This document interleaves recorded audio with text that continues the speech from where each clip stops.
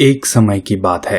एक दिन महान शिव और उनकी पत्नी उमा पहाड़ की चोटी पर बैठे थे। तब देवी ने सभी देवताओं की पत्नियों को किसी खोज पर जाते हुए देखा। क्या आपको पता है ये सब लोग कहाँ जा रहे हैं? देवी ने पूछा।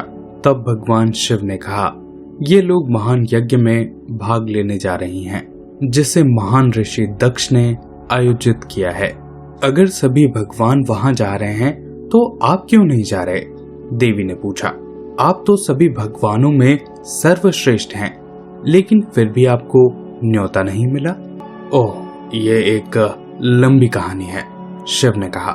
बहुत समय पहले सभी देवताओं ने मिलकर एक संधि की थी, जिसमें यह कहा गया था कि मैं किसी भी यज्ञ में भाग नहीं ले सकता हूँ।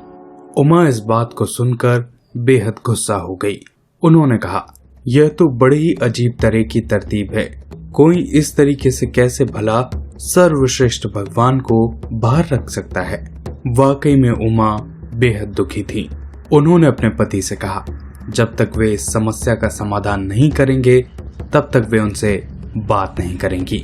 उमा के इस रवैये से शिव को यह लगा कि उन्हें कुछ करना चाहिए, तो वे खड़े हुए और उन्होंने अपनी सभी योग शक्तियों को समाहित किया और यज्ञ आयोजित होने वाली जगह पर जाने के लिए निकल पड़े। शिव के पीछे उनके हजारों भूत प्रेत चल रहे थे, जिन्हें शिव ने अस्तित्व में लाया था। शिव के इशारे पर उन्होंने यज्ञ को बुझा दिया और यज्ञ में होने वाले इस्तेमाल लकड़ियों को फेंक दिया। वे कई सारे लोगों को निगल गए जो यज्ञ में हिस्सा लेने आए थे। उन्होंने देवियों का अपमान किया और दूध से भरे तालाबों को 2 भागों में बांट दिया। उन्होंने खाने के पर्वत को बर्बाद कर दिया, जिन पर कई सारी खाने की अलग अलग चीजें थीं, और उन्होंने सभी तरह की चीजों को अस्त व्यस्त कर दिया।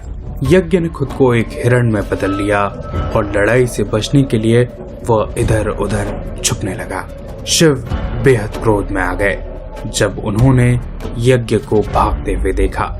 शिव उसकी तलाश में पीछे भागे। जैसे ही शिव ने भागना शुरू किया, उनके भौं से पसीने की एक बूंद जमीन पर जा गिरी और आग की लपटों के साथ एक बेहद भयानक दिखने वाला जीव उत्पन्न हो गया, जिसकी आंखें रक्त की तरह लाल थी और उसके दाढ़ी हरे रंग की थी।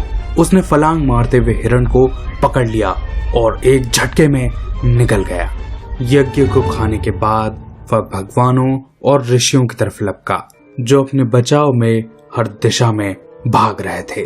तब सृष्टि के निर्माता ब्रह्मा ने दखल दी और शिव से आग्रह किया, हे शिव, अगर आप अपने द्वारा उत्पन्न उस दैत्य को शांत कर देंगे तो सभी देवी देवतागण और ऋषिगण आपको यज्ञ में आने का निमंत्रण भेजेंगे।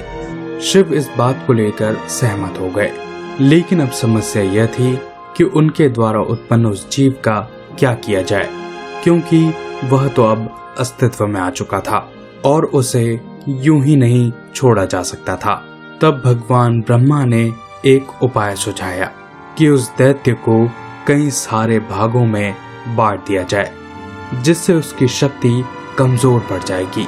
शिव इस बात पर सहमत हो गए और उन्होंने उसके ढेर सारे हिस्से कर दिए और उसे कई सारे भागों में बांट दिया और उसका नाम उन्होंने ज्वर रख दिया, जिसे आज फीवर या बुखार के नाम से जाना जाता है।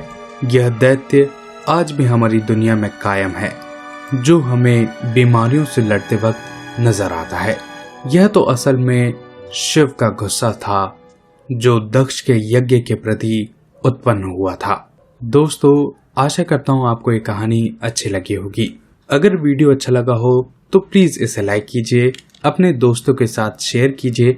ऐसी ही और कहानियां सुनने के लिए चैनल को सब्सक्राइब कीजिए। बहुत बहुत धन्यवाद।